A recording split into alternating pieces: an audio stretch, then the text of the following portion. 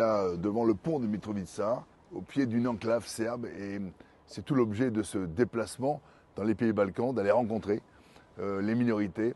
Et les Serbes font partie de cette minorité au Kosovo. Ce pont qui délimite ce territoire entre les Albanais d'un côté et le peuple serbe de l'autre.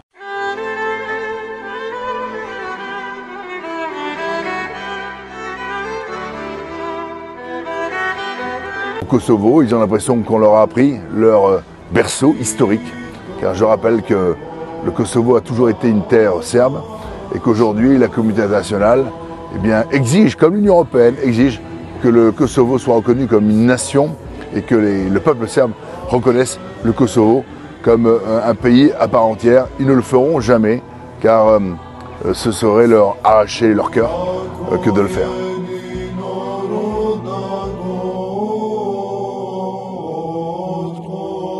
Nous voulons rencontrer un certain nombre d'élus et d'autorités qui représentent le peuple serbe et qui nous ont parlé de leurs difficultés, car ils se sentent opprimés, agressés, et ils ont l'impression que la communauté internationale et l'Union européenne ne réagit pas et ne les défend pas devant les agressions multiples dont ils font l'objet. L'expulsion des étudiants, notamment dans le centre étudiant de Pristina, en est un exemple.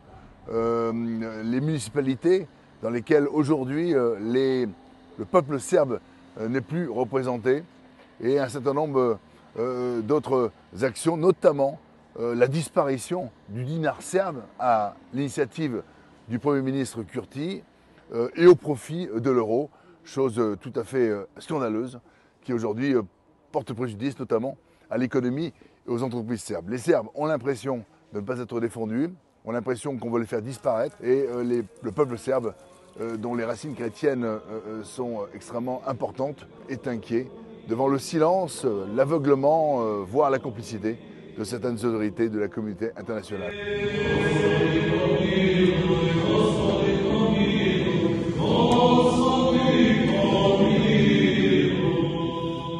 Deceni, ce monastère qui date du XIVe siècle, qui est magnifiquement entretenu, qui est classé par l'UNESCO, eh bien, ce monastère est sous protection de la KFOR. Plusieurs dizaines de soldats de la KFOR sont obligés de protéger cette communauté monastique sur cette terre du Kosovo et Metochi.